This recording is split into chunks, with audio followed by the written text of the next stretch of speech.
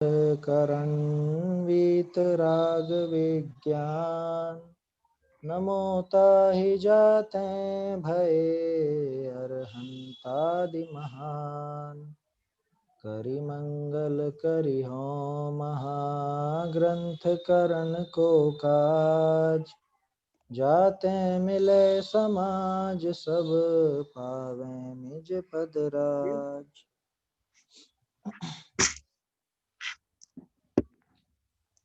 मोक्ष मार्ग प्रकाशक ग्रंथ पर हमारी चर्चा चल रही है। 7वां अधिकार कल से हमने प्रारंभ किया है और काफी गंभीरता से समझने का है ये अधिकार।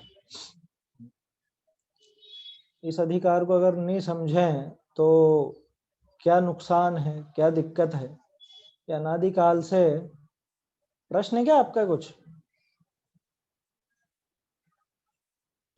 रेज हैंड किया था आपने? हाँ, वो आपने कल दिया था ना होमवर्क। अच्छा अच्छा अच्छा हाँ तो वो चौथे अधिकार में जब चर्चा चली थी ना, 16वां हाँ व्याख्यान, तो हाँ उसमें आपने एक बात कही थी कि है ना, किसी भी पंक्ति या किसी भी शब्द का अगर अर्थ निकालना है तो प्रकरण पढ़कर, प्रकरण प्रकरण देखना समझकर, चाहिए। आगे पीछे देखकर अर्थ निकालना चाहिए।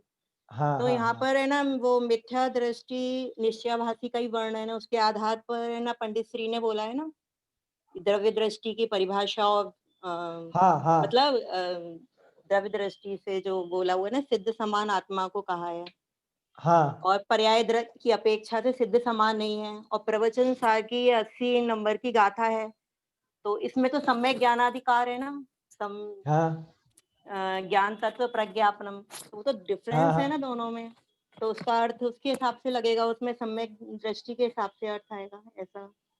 बाकी आप मतलब आप ये कहना चाह रहे हैं कि वहां वहां पे क्या अर्थ लेना चाह रहे हैं आप 80वीं गाथा में?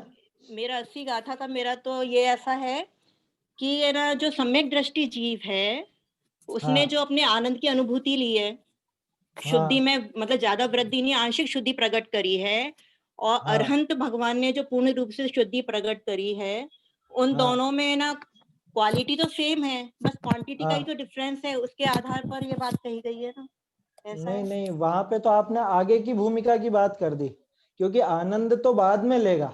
अभी तो आनंद प्रकट करने की बात है 80वीं गाथा में, तो कि जो अरहंत को द्रव्य गुण पर्याय से जानेगा वो अपने द्रव्य गुण पर्याय को जानेगा। माने जो अरहंत को द्रव्यत्व गुणत्व पर्यायत्व से जानता है वो आत्मा को स्वयं को द्रव्यत्व गुणत्व पर्यायत्व से जानता है और उसका मोह नष्ट हो जाता है। क्यों? क्योंकि दोनों में कोई अंतर नहीं है। ठीक है ना? तो वहां तो सम्यक दर्शन प्रारंभ होने की बात है। आप जो बात कह रहे हो वो तो उसको प्रारंभ होने के बाद जो आनंद आया वो उसमें मिलान करना चाह रहे हो आप। अच्छा, वो अलग है। हाँ, वो आगे की भूमिका में आएगा। वो तो यहाँ आनंद की बात नहीं लेनी है अपने को।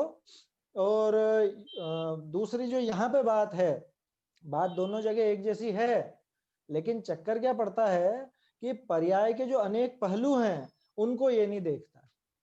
अभी चर्चा करेंगे अपन 80वीं गाथा की भी बात करेंगे। 80वीं गाथा में जो बात है वो कैसे घटित होती है, यहाँ समानता क्यों नहीं है तो कैसे है, नहीं है तो कैसे है, मतलब नहीं है तो कैसे नहीं है, ये सारी चीज हम यहाँ देखेंगे। टोडरमल जी ने इसका बहुत सुंदर संतुलन दिया है, इसलिए शुरू के जो 2-1 पेज है ना, ये तो पूरा पढ़ेंगे अपन, इसमें जल्दबाजी नहीं करेंगे ना। ऐसा नहीं समझना कि अभी तो निश्चयाभासी होते ही नहीं है। कल आपने खुद ने ही कहा था कि बनारसी दास जी के अलावा और कोई देखने में नहीं आता, तो निश्चयाभास का प्रकरण अपने काम का नहीं।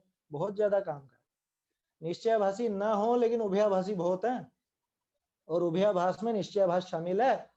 इसलिए निश्चयाभास को समझना बहुत जरूरी है। असल में होता क्या है कि हम लोग अध्यात्म का अभ्यास करते ही हैं, है ना। हम सभी साधर्मी जन जो हैं स्वाध्यायी लोग हैं, है ना, कुंद कुंद आचार्य को पढ़ने वाले लोग हैं। अध्यात्म का बहुत अभ्यास होने से वो थोड़ी सी एक झूठी खुमारी चढ़ जाती है ना। झूठी खुमारी समझ में आई ना बात? वो माने वो बात सुन करके आहा हा आहा, बस वो जैसे गुरुदेव करते थे, गुरुदेव के तो अंदर से वो निकलती थी।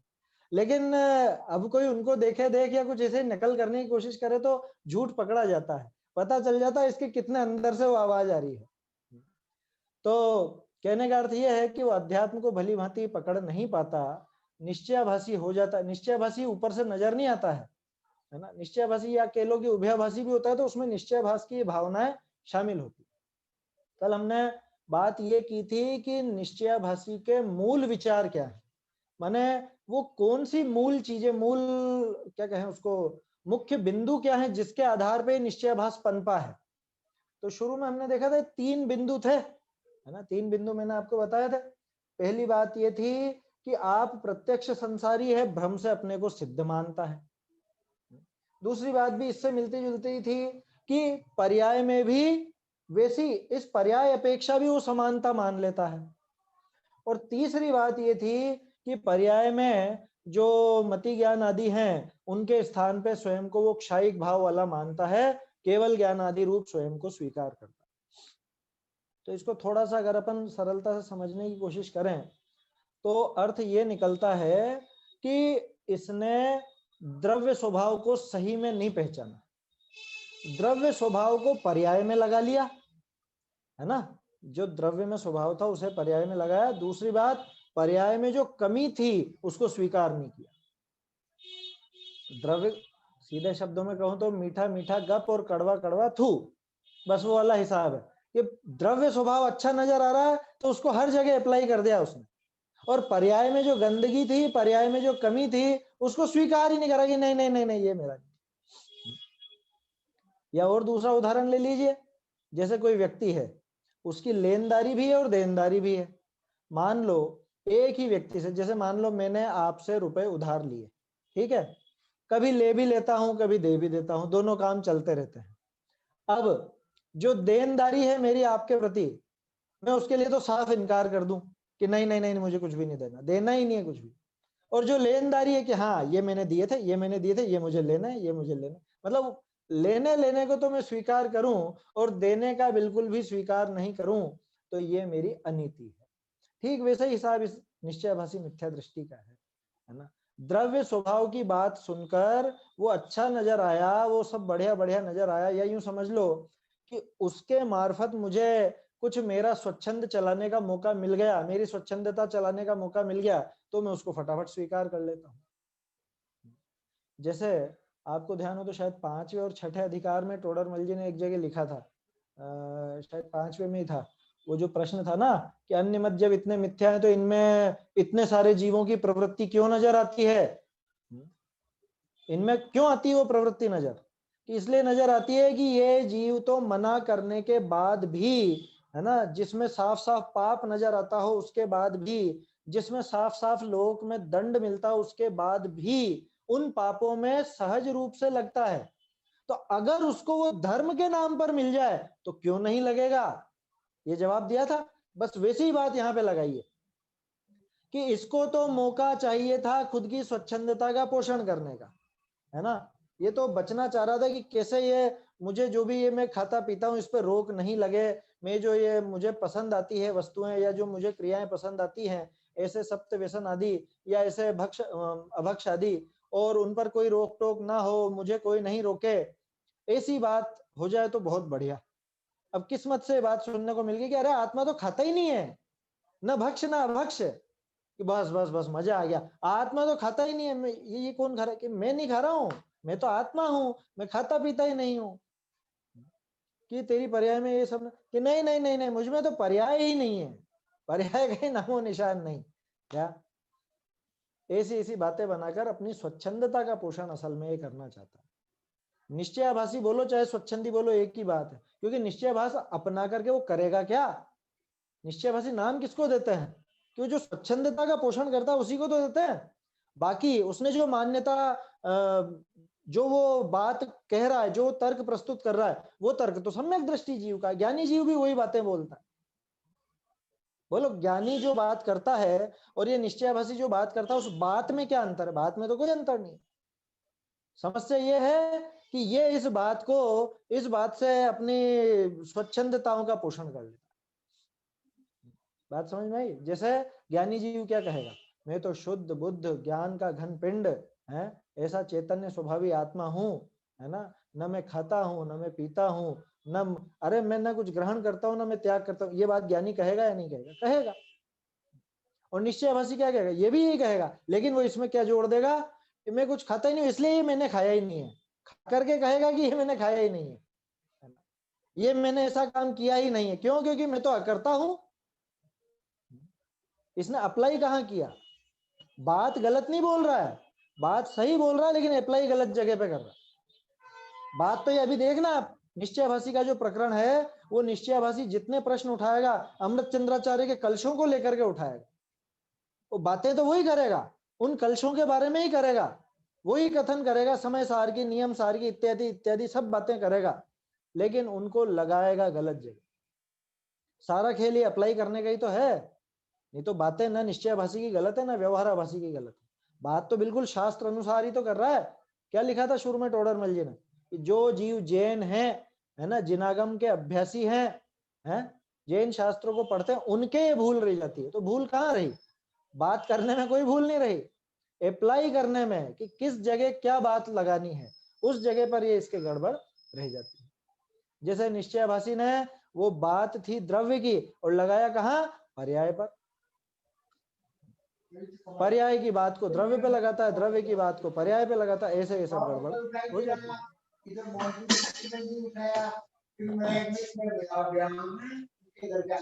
का ऑडियो ऑन है पीछे से, सुनील जी देख लेना ये थोड़ा सा पीछे ऑडियो ऑन हो, तो जिनको प्रश्न हो सिर्फ उनका ही ऑडियो म्यूट हो।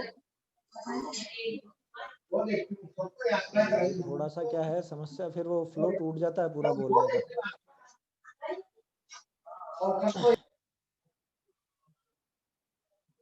हाँ हो गया बंद। देखते हैं अपन आगे क्या कह रहे हैं यहाँ पे अब टोडरमल जी। कल जो हमने बात देखी थी, पहला पैराग्राफ देखा था कि कितने ही जीव निश्चय को न जानते हुए, है ना, निश्चयाभास के श्रद्धान। ये शब्द बहुत विचित्र है। देखो, श्रद्धान होना था निश्चय का, श्रद्धान करना था निश्चय का, लेकिन किया किसका श्रद्धान इसने?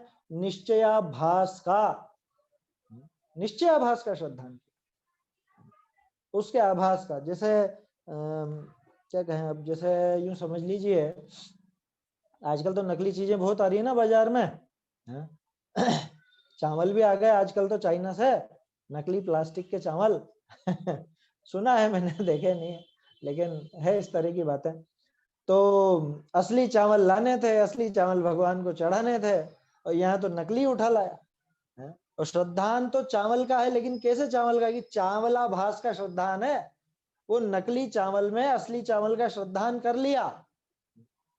या जैसे आप मोबाइल खरीदने जाएं, मोबाइल की दुकान पर वो डमी सेट पड़े रहते हैं, डमी होते हैं ना, नकली। नकली का मतलब वो पूरे के पूरे दिखते वैसे ही है मोबाइल जैसे, तो ऊपर से वैसे ही नजर आने पर भी वो खोखले हैं, खाली हैं, वो कुछ काम के नहीं है।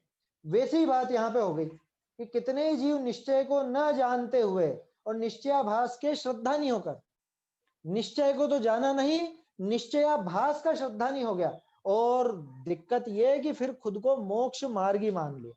क्यों? कि हमने निश्चय की बात पढ़ी है, हम मोक्ष मार्गी हैं, हम निश्चय की बात करते हैं, हम निश्चय की बात सुनते हैं, निश्चय की बात समझाते हैं।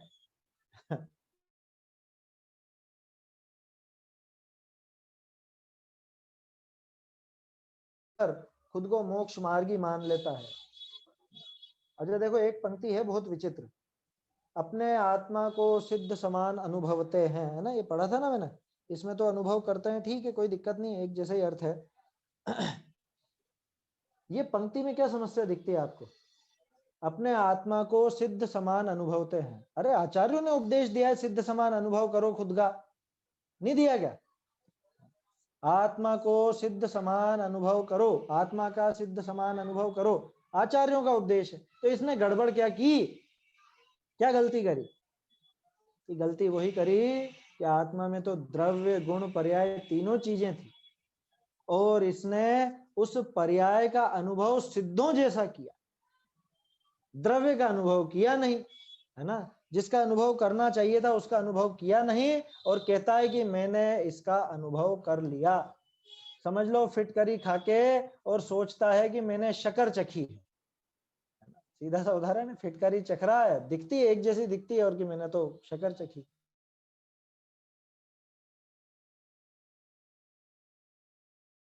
कि एक ही द्रव्य में उसका गुण का या पर्याय का उसका जो गड़बड़ उसने की है। मान लो कि वो जो सोना है, कल बात की तो थी हमने, सोने की अंगूठी गिर गई गंदगी में, है ना, मैली हो गई, उस पर गंदगी लग गई, कुछ कचरा लग गया, गोबर लग गया, कीचड़ लग गया, और यार नहीं नहीं सोना तो बिल्कुल शुद्ध है, सोना तो बिल्कुल शुद्ध है, और ऐसे ही पहन ली। तो ये गड़बड़ हुई है। आत्मा का सिद्ध समान अनुभव करते हैं, वो गंदी अंगूठी का एकदम साफ सुथरी धुली हुई अंगूठी जैसा अनुभव करता है, माने पहन लेता है। अनुभव करता है माने कि उसको वैसा ही स्वीकार कर लेता है। कहां पे स्वीकार कर लेता है? कि पर्याय में वैसा स्वीकार कर लेता है। क्या कह रहे हैं? अपने आत्मा को सिद्ध समान अनुभव है। सिद्ध समान अनुभव अगर द्रव्य को पकड़ के करता तब तो उसकी बात बिल्कुल सही होती, लेकिन ये पर्याय को पकड़ करके और सिद्ध समान अनुभव कर रहा है। क्या मतलब? कि पर्याय की अशुद्धता स्वाद में आ रही है और उसको क्या मान रहा है कि हाँ सिद्धों की ऐसी शुद्धता होती है। तो हो गई ना गड़बड़। बात समझ में आ रही है? अनुभव इसको किसका हो रहा है? कि अनुभव तो पर्याय का हो रहा है ना, अनुभव तो हो रहा है पर्याय का, और समझ क्या रहा है कि ये द्रव्य ऐसा ही होता है, सिद्ध भगवान ऐसे ही है, सिद्ध भगवान भी ऐसा ही अनुभव करते हैं आत्मा का। तो वहां जो शुद्धता का, अनंत शुद्धता का, अनंत सुख का वेदन वहां पे पर्याय में है, वैसा यहाँ पर नहीं है। और फिर भी ये क्या मानता है कि सिद्धों जैसा मैं अनुभव कर रहा हूं। ये मोक्ष तत्व संबंधी भूल है इसकी। अगर आप वर्गीकरण करना चाहें तो इस तरह से कर सकते हैं कि कौन से तत्व संबंधी भूल है। ये मोक्ष तत्व संबंधी भूल हो गई। मोक्ष के सुख को कैसा समझा? कि जैसा ये पर्याय में अभी वेदन में आ रहा है वैसा समझ लिया। कदाचित थोड़े बहुत विकल्प करके, वो जो विकल्पों में थोड़ा सा आनंद आता है ना कभी कभी, जैसे अभी अपन आत्मा की बात करें, मैं आत्मा के गुण गाऊं तो आपको भी हाँ बहुत बढ़िया बहुत बढ़िया मजा आ गया, कितना अच्छा आनंद आ रहा है। इस आनंद को ही वो क्या, हाँ ऐसा ही आनंद आता होगा सिद्धों को भी, और क्या है? कि ये विकल्पात्मक आनंद को निर्विकल्प आनंद समझ बैठे। ये जो पर्याय में कमी है, यहाँ जो भी समझ लो मिलता हुआ मिश्रित स्वाद आ रहा है राग का और ज्ञान का, इसको ही वो मतलब ज्ञान का अनुभव समझ बैठा। वो सिद्ध समान जैसे सिद्ध भगवान शुद्ध अनुभव करते हैं, ऐसा ये समझने लग गया कि हाँ मैंने भी शुद्ध अनुभव कर लिया। सो आप प्रत्यक्ष संसारी है, भ्रम करी आपको सिद्ध माने, सोई मिथ्या दृष्टि है। कि खुद को सिद्ध मान बैठा, सिद्ध मान बैठा कि अरे कहाँ मानता होगा कोई जीव ऐसा। होते हैं कोई कोई जीव ऐसे भी होते हैं, एकाएक देखने में कमी आता है निश्चयभाषी। आया समझ में? अब देखो गजब की बात है, जब अध्यात्म की बहुत ऊंची बात चलती हो ना, बाबूजी के साथ ऐसा 2-4 बार हुआ है ना, उनके प्रवचन सुनते हैं तो बात सामने आती है। जैसे नियम सार की बात चल रही हो या समय सार की बहुत अच्छे गहरे अध्यात्म की बात चल रही हो, अब उसमें किसी किसी को ऐसी शंका हो, इतनी ऐसी बात से तो स्वच्छंदी हो जाएगा, ऐसी बात से तो स्वच्छंदी हो जाएगा। तो उन्होंने कहा तू एक बार स्वच्छंदी हो तो जा,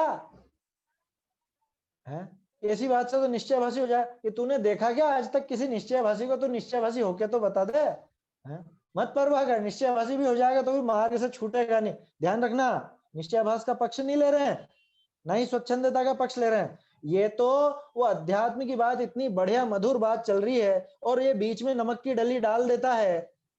नमक की डली समझ में आएगी? खीर खाते खाते कंकड़ आ जाए आपके मुंह में या नमक की डली आ जाए तो कैसा लगेगा? कि पूरा मुंह का स्वाद बिगड़ गया। तो अध्यात्म की इतनी ऊंची बात चलती हो, जहां द्रव्य दृष्टि की बात चलती हो, और वहां पे बीच में घुसा कि अरे निश्चय भाषी नहीं हो जाए, अरे स्वच्छंदी नहीं हो जाए, ये भय बीच में नहीं लाना। आया समझ में? हमारी दिक्कत क्या है कि जब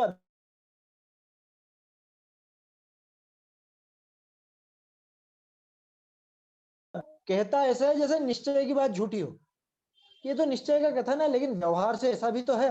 मतलब निश्चय की बात जहां चल रही हो वहां पे व्यवहार की बात घुसाने की आदत तो है हम लोगों की, लेकिन जहां व्यवहार की बात हो वहां निश्चय की बात नहीं घुसाना चाहता। इससे इसकी रुचि पता चल जाती है कि अभी अध्यात्म में कितना गहरा है ना। खैर ये सारी बात हमको करनी चाहिए थी व्यवहाराभासी के प्रकरण में, क्योंकि वो निश्चय से बचना चाहता। ये तो हो ही निश्चयाभासी रहा। अब इन्हीं बातों को छोड़ करके, है ना, ध्यान रखना, बहुत संतुलन बनाने की आवश्यकता है। एक तो अपने को घबराना नहीं है, कि कहीं हम निश्चयाभासी ना हो जाए, दूसरा निश्चयाभासी भी नहीं होना है, और फिर अध्यात्म की बात को गले में उतारना है ना।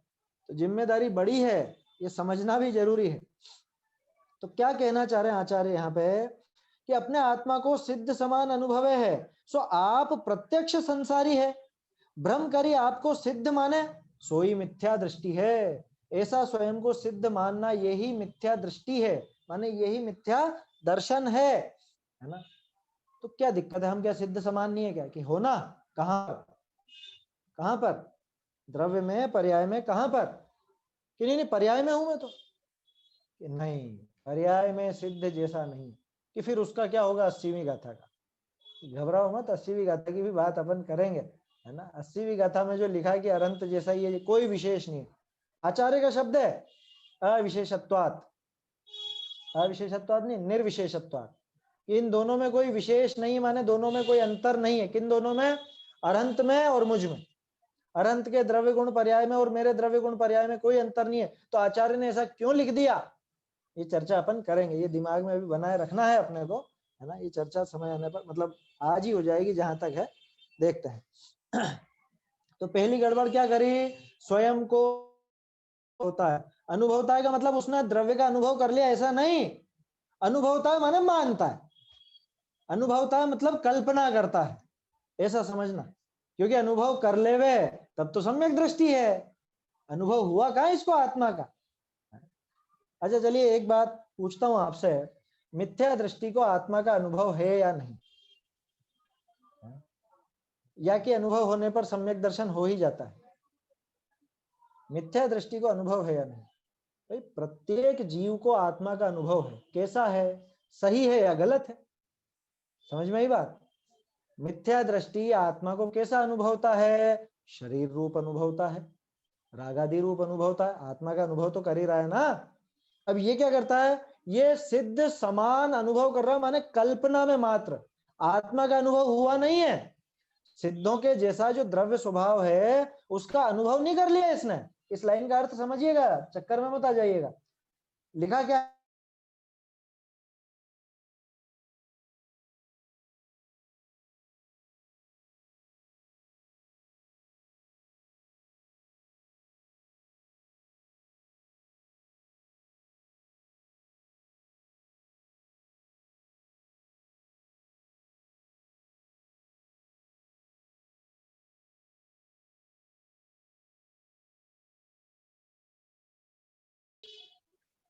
हाँ मेरी आवाज आ रही है, ये थोड़ी जी सी, भाई साहब आपकी आवाज आ रही है। हाँ नेटवर्क की समस्या हो गई थी बीच में जी। एकदम से। चलिए, तो जो सिद्ध समान अनुभव करता है इसका मतलब क्या, इसका मतलब कोई उसको द्रव्य का अनुभव हो गया हो ऐसा नहीं है, द्रव्य स्वभाव देख लिया हो ऐसा नहीं है, बल्कि ये यूं समझता है कि मुझे जैसा अनुभव हो रहा है ऐसा ही सिद्ध दशा में अनुभव होता है। ये है सिद्ध समान अनुभव का। नहीं तो अगर सिद्ध समान आत्मा का अनुभव कर ले तो हो गया काम, फिर तो बचा ही क्या है, जो आचार्यों ने कहा था वो काम ही हो गया। बात समझ में आ रही है ना। किसी को कोई प्रश्न हो या कुछ हो या कुछ ऐसा लगे तो जरूर बताइएगा है ना, प्रश्न कर सकते हैं अपन, चर्चा है अपनी, कोई ऐसा नहीं कि मैंने बोल दिया और आपको मानना ही है, चर्चा है, सहज रूप से चर्चा करें। विनीत जी यूट्यूब पर भी देख लीजिएगा कोई अगर लिखे तो। क्या कह रहे हैं, अपने आत्मा को सिद्ध समान अनुभव है, सो आप प्रत्यक्ष संसारी। चक्कर ये है कि ये संसार दशा का अनुभव करता हुआ इसको सिद्ध दशा समझता है। माने सिद्धों को भी ऐसा ही अनुभव होता है जैसा आपने मोक्ष तत्व संबंधी भूल में पढ़ा होगा। मोक्ष तत्व संबंधी भूल में एक भूल ये है कि उनके सुख की कल्पना यहाँ के सुख से करता है, कि मोक्ष में सुख कैसा होता है। बहुत से ऐसा उदाहरण देता है कि आपने गुलाब जामुन खाया, आनंद आया कि नहीं आया, इससे अनंत गुना सुख मोक्ष में है।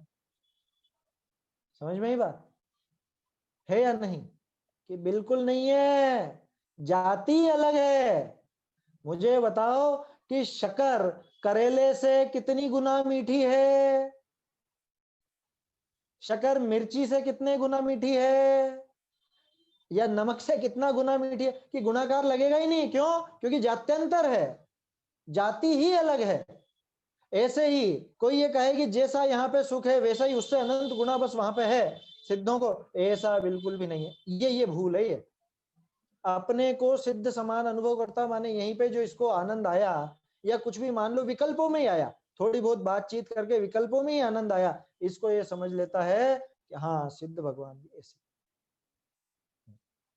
ये वर्तमान में सिद्ध समान अनुभव, अथवा मुक्त ही नए नए मोक्ष है। हमने तो परमसार आदि में क्या, किसमें, योग सार में, परमात्मा प्रकाश में, नवी उपजे नवी मरे नवी बंध मुख करे हुई नहीं। परम देखे तो न मरता है न जीता है न बंध मोक्ष करता है।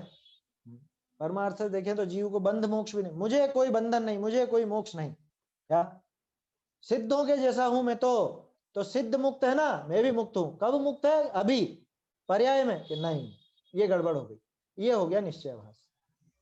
तो आया समझ में ये कि आप प्रत्यक्ष संसारी, साफ साफ नजर आ रहा है कि संसार दशा में पड़ा हुआ है। भ्रम करी आपको सिद्ध माने, भ्रम से स्वयं को सिद्ध मानता है, सोई मिथ्या दृष्टि है। ये इसकी मैं समझता हूं कि ये बेसिक पंक्ति है, इसमें भी द्रव्य पर्याय वगैरह इनका पूरा खुलासा नहीं आया। इसके खुलासे के लिए नीचे की पंक्तियां हैं।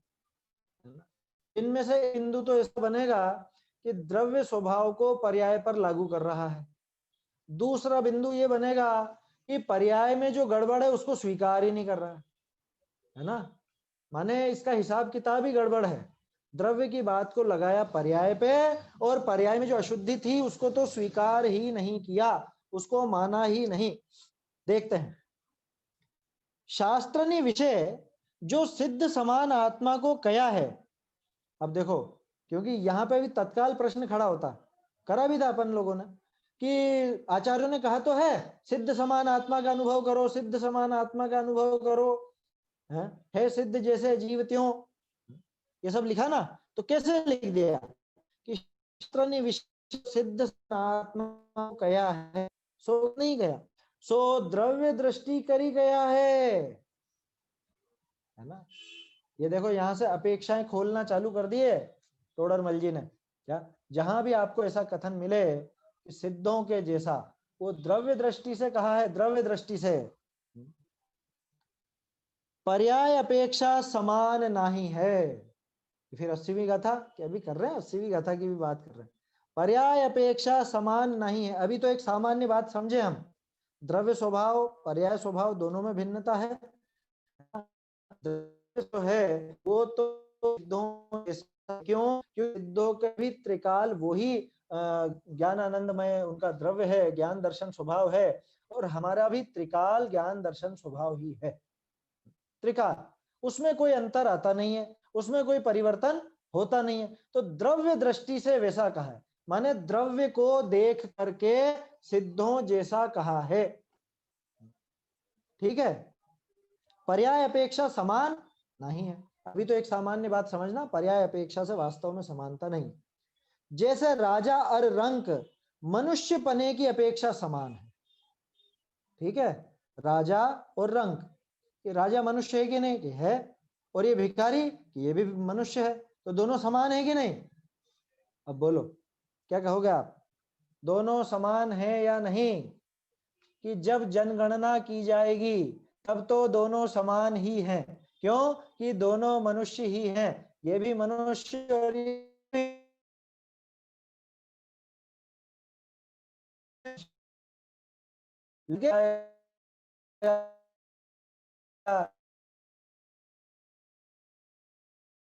ये भिखारी, राजा से राजा जैसा व्यवहार किया जाएगा, ये भिखारी से व्यवहार नहीं किया जा सकता।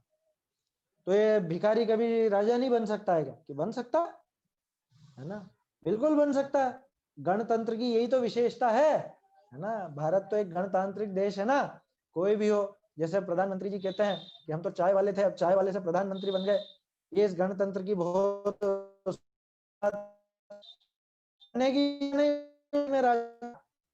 राजा बनने की पूरी योग्यता है। योग्यता अपेक्षा दोनों समान है, लेकिन क्या अभी इसको राजा का मुकुट पहना दें?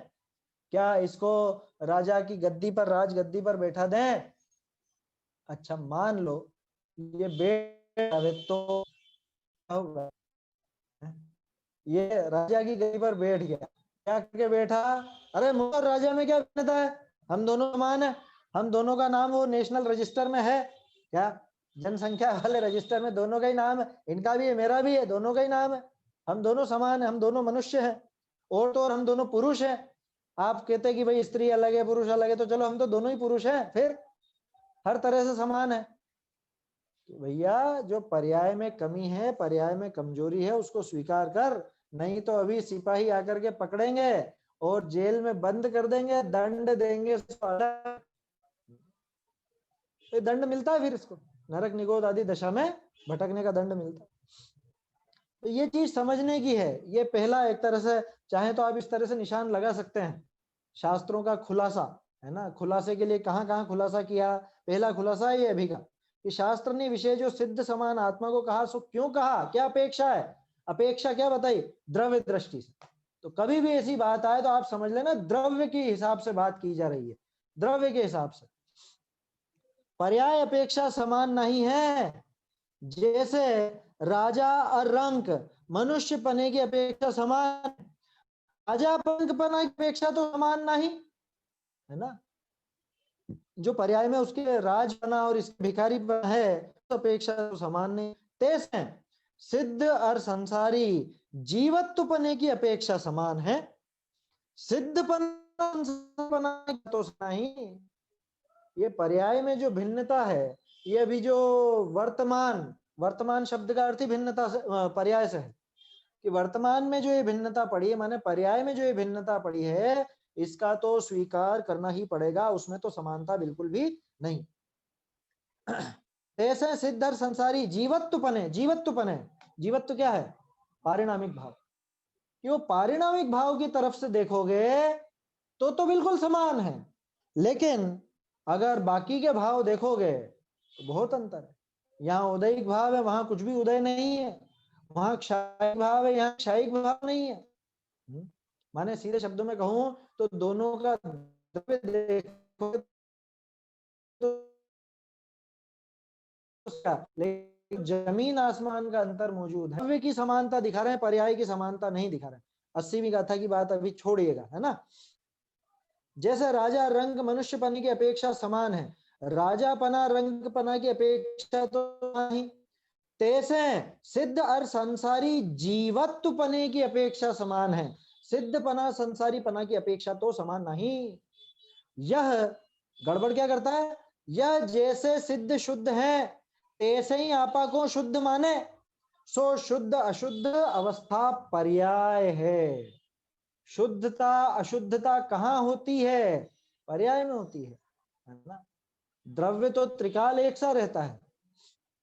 यह जैसे शुद्ध है तैसे ही आपा को शुद्ध माने, सो शुद्ध अशुद्ध अवस्था पर्याय है। इस पर्याय अपेक्षा समानता मानी, सो यह मिथ्या दृष्टि है। ये पर्याय अपेक्षा इसने समानता मान ली, यही मिथ्या दृष्टि है, ये इसका मिथ्यात्व है, ये इसका मिथ्या दृष्टि बना है। आया समझ में कि अभी भी हमारे दिमाग में एक खटका तो चल ही रहा है कि आचार्य देव ने फिर क्यों कहा कि दोनों में कोई अंतर नहीं है पर्याय से भी। चलिए बात कर ही लेते हैं, उसको ज्यादा टालना भी अच्छा नहीं है ना, दिमाग में वो चलता रहेगा। लेकिन यहाँ ध्यान रखने की बात है कि जब 80वीं गाथा की बात कर रहे हैं, पहले तो आप ये देखिए कि उसकी भूमिका क्या, उसके पीछे के जो प्रकरण थे वो देखिए। उनके पीछे की गाथाओं में आपको स्पष्ट मिल जाएगा। वो जो ज्ञान का प्रकरण आया, उसके पहले सुख का प्रकरण आया, है ना, ये सारे प्रकरण हैं उसके पहले 40वीं गाथा के बाद से ही, और बल्कि शायद पहले से 30वीं गाथा के बाद से। उनका जो ज्ञान है वो कैसा है, वो सबको जानता है तो कैसे जानता है, एक को जानता है तो कैसे जानता है, ये सारी बातें हैं उसके पहले। वो सारी बातें दिमाग में रख करके और फिर ये बात करने की है, ये पर्याय पने से भी समान है ना। अभी ध्यान रखिएगा, मैं पहले ही बता दूं आपको, वो जो चर्चा अपन कर रहे हैं उसको यहाँ पर अप्लाई नहीं करना। वो अप्लाई क्यों नहीं कर, और अप्लाई भी करो तो वो समझने के बाद करो तो दिक्कत नहीं है। पर्याय अपेक्षा जो समानता बताई, जैसा मैंने थोड़ी देर पहले कहा था, लोग बाग निश्चयाभास के डर से, स्वच्छंदी होने के डर से अध्यात्म की ऊंची बात को उड़ा ही देते हैं। ठीक ऐसे ही जो मैंने कल आपको बताया था, बाबूजी कहा करते थे कि कुछ लोग गाथा का कैसा अर्थ करते हैं कि द्रव्य अपेक्षा पर्याय गुण अपेक्षा तो समान है, लेकिन पर्याय में अंतर है। जबकि गाथा स्पष्ट कह रही है कि द्रव्य पने से, गुण पने से, पर्याय पने से कोई अंतर नहीं है। निर्विशेषत्वात् ऐसा शब्द दिया वहां कि दोनों में कोई अंतर नहीं है। तो कैसे अंतर लेना और कैसे अंतर नहीं लेना, यहाँ टोडरमल जी ये समझाना चाह रहे हैं कि अंतर स्वीकार करो। वहां गाथा 80 में चल रहा है कि अंतर है ही नहीं। क्या समझे इसको? ऐसे समझना। अब सुनिएगा ध्यान से। अरहंत भगवान जो जानते हैं वो कैसे जानते हैं? वो उनकी जानने का छोड़ो, एक सामान्य पर्याय की बात करें, है ना, अरहंतों की बात है। अरहंत को क्यों लिया, सिद्धों को क्यों नहीं लिया? क्योंकि सिद्ध में तो ये बात खड़ी हो जाती कि अरे वो तो मुक्त हो गए, वो हमारे जैसे कहाँ है, कि अरे तेरे जैसे ही दिखा रहे हैं। जो अभी वर्तमान में यहाँ विराजमान है इस ढाई द्वीप में ही, मनुष्य लोक में ही जो विराजमान है और पूर्ण शुद्धता को प्राप्त है, उनको दिखा करके ये बता रहे हैं कि ये तू इनको देख। सिद्धों में तो कहता था कहाँ है, दिखते तो है ही नहीं, फालतू की बात है। कह रहा अरहंत तो यहीं के है ना, अरहंत को देख ले। अब उनको कैसे देख कि उनकी जो वर्तमान पर्याय है उसमें कोई अन्य द्रव्य प्रवेश करता है? नहीं करता। ये किसी अन्य द्रव्य की पर्याय में प्रवेश करते हैं? नहीं करते। ये जो अन्य द्रव्य को, मान लो अपन कहें कि अन्य द्रव्य को जानते हैं, तो अन्य द्रव्य को जो ये जानते हैं तो उससे कुछ लेकर के जानते हैं? नहीं जानते। अन्य द्रव्य इनके ज्ञान में प्रवेश पाता है कि नहीं पाता? इनका ज्ञान निकल करके अन्य द्रव्य के पास जाता है? नहीं जाता। इनके ज्ञान ने किसी अन्य द्रव्य में प्रवेश कर लिया? नहीं किया। यही सारी चीजें पर्याय की बात करी ना अभी अपन ने, द्रव्य की तो नहीं करी। ये सारी बात पर्याय की करी। ऐसा ही हमारी पर्याय में हो रहा है या नहीं? हमारी पर्याय में कोई अन्य द्रव्य का प्रवेश है क्या? नहीं है। हम किसी अन्य द्रव्य की पर्याय में प्रवेश कर रहे हैं क्या? नहीं कर रहे हैं। हम जो अन्य द्रव्य को जान रहे हैं तो क्या उनसे कुछ लेकर के जान रहे हैं क्या? नहीं जान रहे। अरहंत भी नहीं जान रहे थे ऐसे, हम भी ऐसे नहीं जान रहे। अरहंतों का भी प्रवेश अन्य में नहीं हुआ, हमारी पर्याय का भी अन्य में प्रवेश नहीं हुआ। समझ में आई बात? ये है पर्याय की समानता जो आचार्य दिखा रहे हैं। इतना अगर स्वीकार हो जाए, मैंने कल एक बात कही थी, आपको ध्यान हो तो, 80वीं गाथा में जो पर्याय की समानता दिखाई है वो भेद ज्ञान जनक है। उससे भेद ज्ञान की सिद्धि होती है। तो हुई भेद ज्ञान की सिद्धि कैसे कि अरहंत भी अन्य द्रव्य में प्रवेश नहीं करते, अन्य द्रव्य भी उनमें, उनकी पर्याय में प्रवेश नहीं करते। मुझ में भी अन्य द्रव्य कोई प्रवेश नहीं पाता, मैं भी, मेरी पर्याय भी किसी अन्य में प्रवेश नहीं पाती। तो सर्व द्रव्य भिन्न है ना, सारे अन्य द्रव्य मुझसे भिन्न है ना, उनके गुण पर्याय मुझसे भिन्न है ना। ये भेद विज्ञान पैदा होता है उससे, और वो भेद विज्ञान उसके मोह के क्षय तक ले जाता है। ये मोह क्षय का रामबाण उपाय है। समझ में आया है? ये 80वीं गाथा में जो समानता दिखाई वो इस तरह से दिखाई। अब उसमें बहुत से क्या यूं सोचते हैं कि शायद ऐसे दिखाई होगी कि उनकी पर्याय भी एक समय की, मेरी पर्याय भी एक समय की। अरे इसमें क्या समानता दिखानी है, तो पुद्गल से समानता बैठ जाएगी। बहुत से लोग ऐसे समानता दिखाते हैं कि अब गाथा में लिखा है तो कैसे ना कैसे एडजस्ट तो करें, कुछ ना कुछ उसको बिठाएं तो सही समानता। तो कैसे बिठाई कि उनके भी एक समय में एक ही पर्याय होती है, मेरी भी एक समय में एक ही पर्याय होती है, उनकी भी पर्याय प्रति समय बदलती है, मेरी भी पर्याय प्रति समय बदलती है। ये क्या बच्चों जैसी बात चल रही है?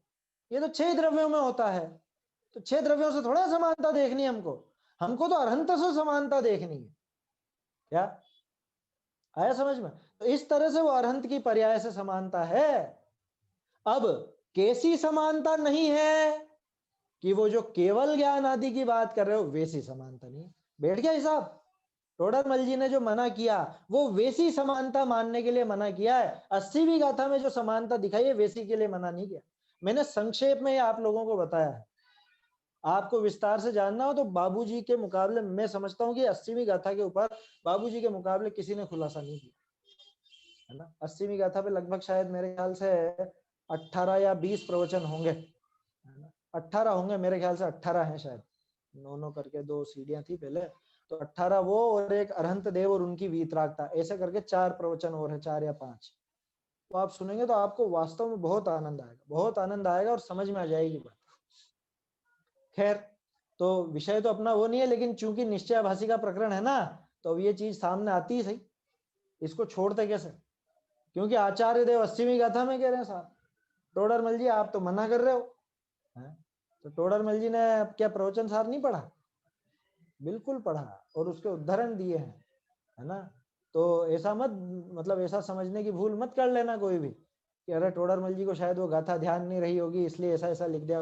उनको ध्यान में सब थी, यहाँ पे निश्चयाभासी को पकड़ रहे हैं, आया समझ में। और 80वीं गाथा को पढ़ के भी अगर वो निश्चयाभासी हुआ हो तो फिर 80वीं गाथा थोड़ी ना देते वो, समझ में आई बात। तो 80वीं गाथा पढ़ करके भी हो सकता है हुआ हो स्वच्छंदी, इसलिए टोडरमल जी ने उसका जिक्र नहीं किया, क्योंकि स्वच्छंदी तो किसी को भी अध्यात्म की बात पढ़ करके हो सकता था ना। तो समझ में आया आपको? अभी भी अगर नहीं हुआ हो तो फिर से अपन ले सकते हैं। बाकी मैंने छोटी सी हिंट आपको दे दी है, उससे काफी कुछ क्लियर हो गया होगा कि 80वीं गाथा में जो पर्याय की समानता दिखाई है वो कैसी है। वैसी समानता अगर स्वीकार कर ले तो तत्काल ये आत्मानुभव करे, मोह का क्षय कर दे। मोह क्षय का रामबाण उपाय कहा जाता है उस गाथा को, कि मैंने इस मोह का नाश करने के लिए अपनी कमर कस ली है, ऐसा आचार्य देव का कथन है उसमें। क्या मोह से युद्ध लड़ने के लिए, इस युद्ध को जीतने के लिए मैंने बद्ध कक्षा अहम, ऐसा करके कोई शब्द है उसमें, कि मैंने मेरी कमर कस ली है ना। चलिए, तो क्या कहा, तैसे सिद्ध और संसारी जीवत्व पने की अपेक्षा समान है, लेकिन सिद्ध पना संसारी पने की अपेक्षा तो समान नहीं है। पर्याय में तो समानता नहीं देखेंगे ना। अब वो 80वीं गाथा साइड में कर दीजिएगा, साइड में कर दीजिएगा, माना कि अभी वो वाली बात यहाँ नहीं लगानी। यहाँ ये गड़बड़ क्या कर रहा है, ये गड़बड़ कर रहा है वो पूर्णता शुद्धता को लेकर के, वस्तु स्वभाव को लेकर के नहीं। अपन ने जो पर्याय से समानता देखी थी वो वस्तु स्वभाव को लेकर के देखी, कि अभी इनकी पर्याय में कोई अन्य शामिल नहीं, इनकी पर्याय किसी अन्य में शामिल नहीं, ये वस्तु स्वभाव को लेकर के पर्याय की समानता देखी। ये क्या देख रहा है, ये वस्तु स्वभाव नहीं देख रहा, ये पर्याय की पूर्णता और शुद्धता को देख करके पर्याय की समानता लगाना चाह रहा है, वो घटित नहीं होगी। सिद्धपना संसारी पना की अपेक्षा माने पर्याय की अपेक्षा तो समानता नहीं। और ये गड़बड़ क्या करता है, यह जैसे सिद्ध शुद्ध है तैसे ही आपा को शुद्ध माने, सो शुद्ध अशुद्ध अवस्था पर्याय है, पर्याय अपेक्षा समानता मानी, ये मिथ्या दृष्टि है। माने पर्याय की शुद्धता या पूर्णता की अपेक्षा समानता मानी, तो पर्याय की वस्तु व्यवस्था अपेक्षा नहीं, वस्तु व्यवस्था अपेक्षा माने तो कोई दिक्कत नहीं है। ये पूर्णता और शुद्धता जो पर्याय में घटित होती है उस अपेक्षा इसने समानता मान ली है, यही इसकी मिथ्या दृष्टि है, माने यही इसका मिथ्या दर्शन है। दूसरा बिंदु, बहुरी आपके केवल ज्ञानादिक का सद्भाव माने, ये हो गई पर्याय में जो कमी थी उस कमी को स्वीकार नहीं कर रहा है ना। पहले तो द्रव्य वाले द्रव्य स्वभाव को पर्याय में लगा दिया और पर्याय में जो चीज पड़ी थी उसको नकार दिया, उसको नकार दिया। आपके केवल ज्ञानादिक का सद्भाव माने, सो आपके तो क्षयोपशम रूप मति श्रुत ज्ञान का सद्भाव है, कि भैया पर्याय में तो तेरा ये पड़ा हुआ है।